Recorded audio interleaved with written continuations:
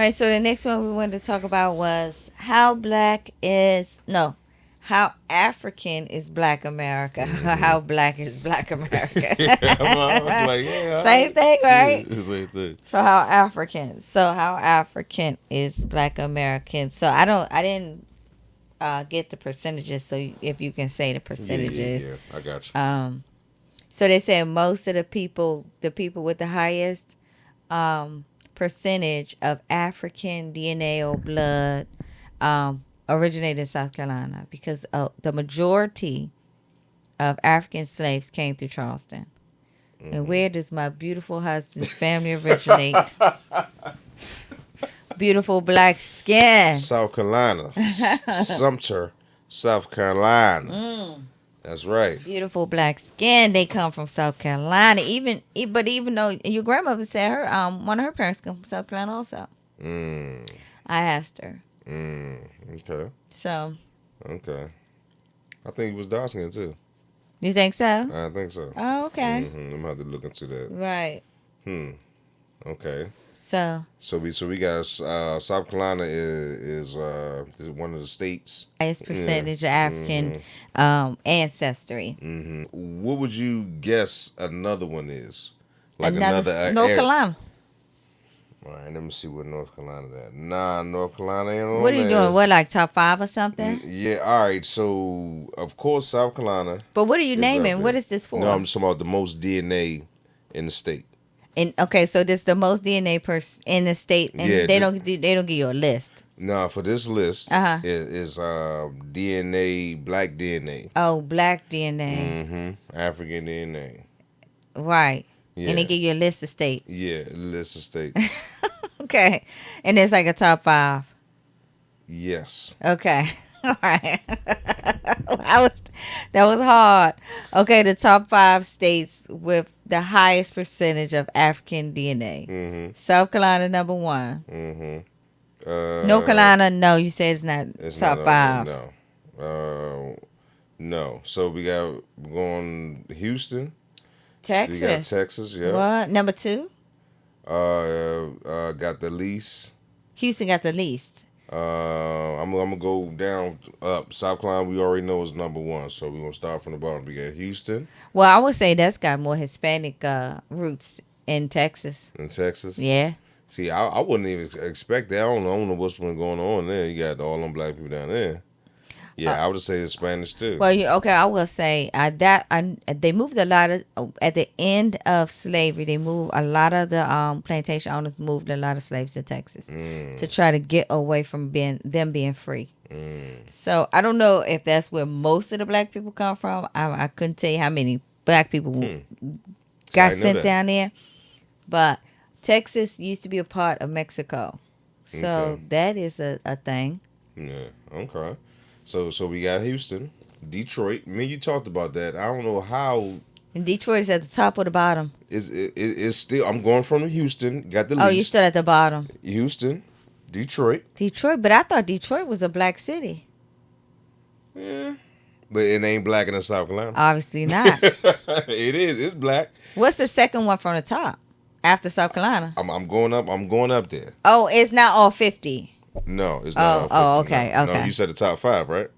Oh, you still on 5? Oh, okay, yeah, okay, you said top 5. I'm only doing 5, but I ain't doing all the 50. Okay. So the top 5. So Detroit is number 4. Yeah. Oh, then that's good. Because I was about to say Detroit's a black city. Yeah. I thought you started at the bottom, like all the way at the bottom. I was only 5. So Houston do have a lot of black people there. Yeah. Oh, and they got a lot of, okay, so that's the slaves coming in there. Yeah, but I didn't know that though. What? What you just told me. Yeah. I didn't know that. I thought you were saying that they had the least amount of African DNA. No. Oh, Detroit, yeah. Then you got Delaware. /DMV. Oh, okay. Oh. Yeah. So they included Delaware into D.C., Maryland, and Virginia. Washington, D.C., Maryland, Virginia. Wow. All in one joint. Then he got Philly /Wilmington, Pennsylvania. Oh. Then you got South Carolina, Charleston, South Carolina. So you telling me Philly /Pennsylvania? Well, Pennsylvania, because Philly is in Pennsylvania. So Pennsylvania's number 2 with the highest Number amount of 2. African. Mm-hmm. Never would have thunk Yeah, it. me neither. Then this area. Mm-hmm. Then Detroit, which makes sense because Detroit is a black city. Mm-hmm. It's got a high black population. And Houston. Yeah, Houston. Wow. I want to see. I didn't. I know wonder the why connection to that Houston. city, though. Mm. I wonder why that city. What's Yeah. number 6? Number 6 would be Chicago. Interesting. Mm-hmm. So those are the cities with the highest population of African American or African DNA. Yeah. All right, so the next topic we picked was crime.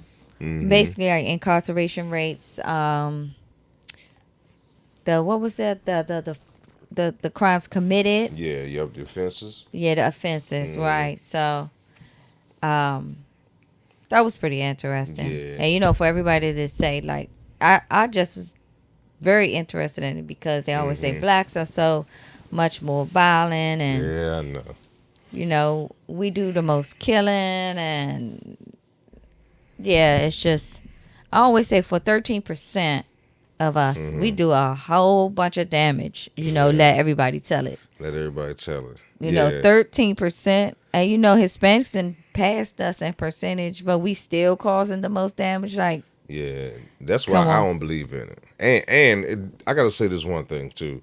So you know how people can make a point about black on black crime. It's a fact you commit crimes where you live at. You don't commit crimes really in other places. Most of the time, crime is committed where you live at. Now, of course, you try to highlight to say black on black crime, but in China, who kills Chinamen? Chinese people. Right. So nobody ever mentions China on China crime or Asian on Asian crime. It's just to highlight black on black, but everybody killed. Just like in the trailer parks, black people don't go to trailer parks and kill them. People who live in the trailer parks kill people from the trailer parks. So right. I think is an effort to try to highlight, they killing each other. We all killing each other. Right. So wherever you live at, the community, that's where you're going to commit the crime. Yeah. So they always try to hype it up like black on black. So I wanted to say that, and just for anybody whoever thought about that, like the black on black crime, that's a myth. Right. Crime is crime. Crime is committed everywhere. Right. So by everybody. Everybody. Right. Everybody. Yeah, and everybody do. Yeah, and black on black crime is like one of the only terms that you hear. Like, have you ever heard of white on white crime? No. So it's like, come on, man. So I know it's BS when y'all just highlighting this when everybody's doing it, but I just wanted to say that. All right, so I want to talk about the offenses. Yeah. So some of the offenses, and I'm going to give it to black inmates and all inmates. So some of the offenses, I'm just going to give a few of them. Like I ain't gonna say that word. So they got assault, sexual assault, other violent. They got manslaughter, murder, property damage, robbery, and drugs. All right. So if you had to guess, what would you say the highest is for the black inmates? Like out of those offenses, drugs. All right. Let me see.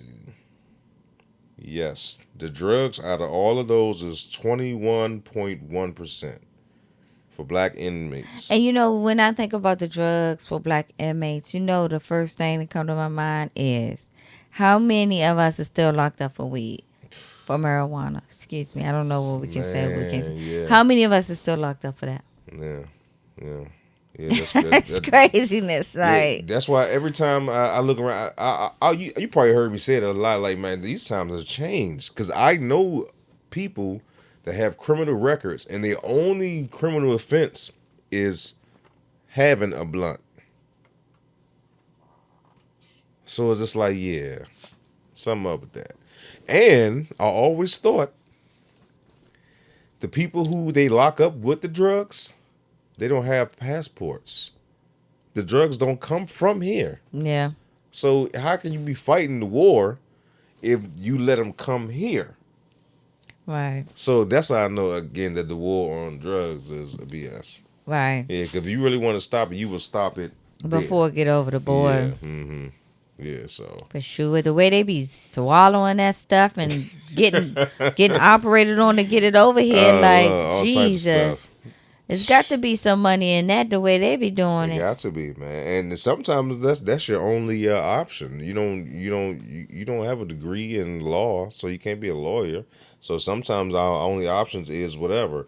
And I found out crime most of the time is committed for survival. To feed yourself, to feed your family, to provide for you or your family. So most of the crime is committed for survival. Yeah. Yeah, most of the time. So what's the second offense? All right, the second highest. Robbery. How you know? I think you told me. I told you before. Robbery. Robbery. Well, we like to hit a lick. Well, we like to hit a lick. I would have guessed robbery. Yeah, that's what we. I ain't gonna say that. I know we ain't gonna do that to our folks. We ain't gonna do that to our babies, though. We like to hit a lick. No, I would have guessed that too. We like to hit a lick. Yeah, I would have guessed that too. So robbery is at 18.9. That's number 2. One more after that. Number 3 is what? Murder. Murder not number 3. God bless. Property damage, but murder right behind it. Oh, for us. Yeah, right behind it. So what's damage? The property damage is for us? Yeah, that's number 3. But murder right behind it, number 4. So what's the percentage on murder though? Murder is 14.4 and the property damage is 15.2. But okay, so we got 14.4 for murder. What do everybody else got for murder? All right, for the murder, for the others, all right, so let me put it in order. For to them, murder would be number 4 for other. Then the top for the other is property damage. So number 4 for us is murder too. Number 4 for us is murder. And 4 for them is murder. Did they give a percentage? Yeah, it's 13.1.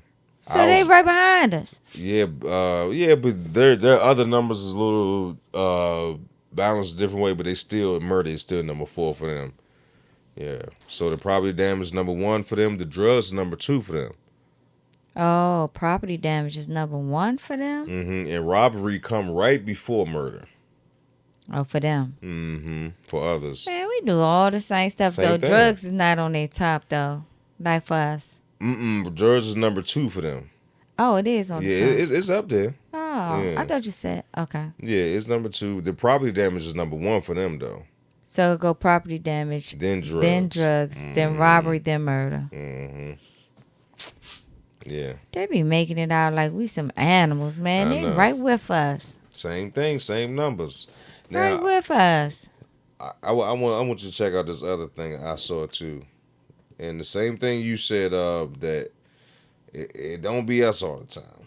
All right, so this one is the state and federal prison incarceration.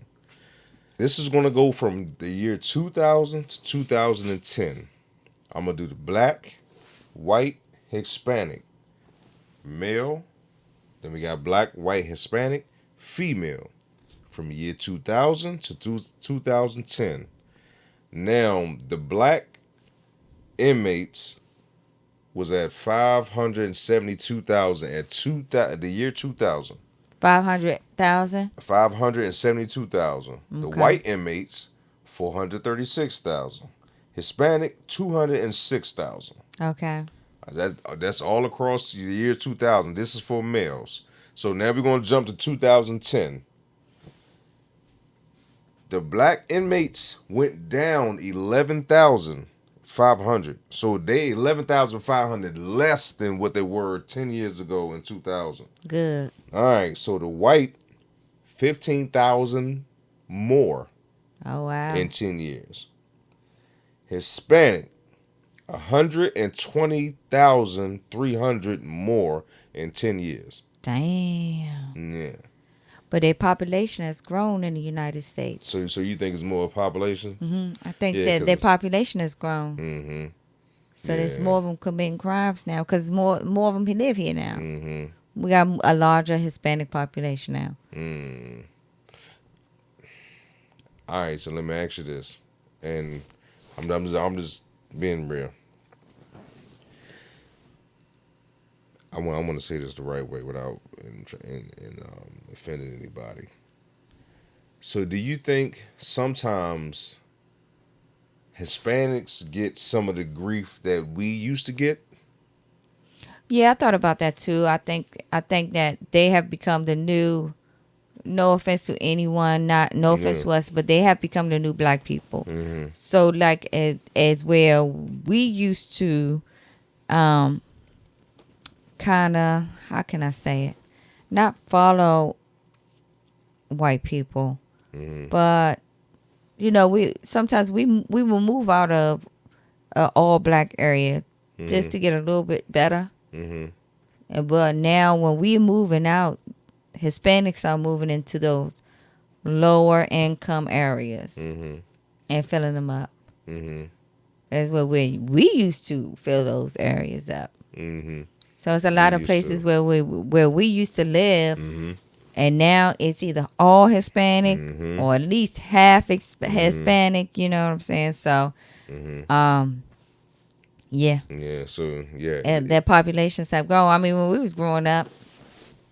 Yeah. Well, it's two things I want to tell you, and this is how You don't want to tell me? I you do going to say? Oh, okay. That I know that it's changing. Okay. All right. So when I first came to visit my grandmother, I played for Langley Park Boys and Girls Club.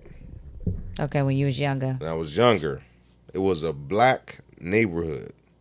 All my teammates was black. The coach was black. Everybody's Langley black. Park. Langley Park. No, now you can't tell.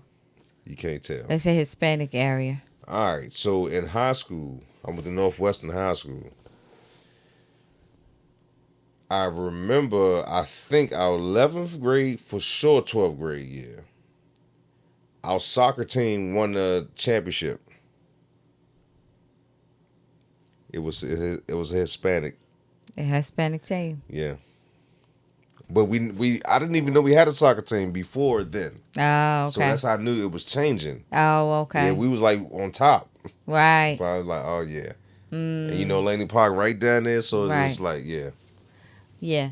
So I think that's, with the Hispanic population growing, you're going to have more crime committed by them. Yeah, and because it go back to the survival. You got more people, people trying to survive. Oh, yeah, survival. Yeah, survival for sure. Yeah.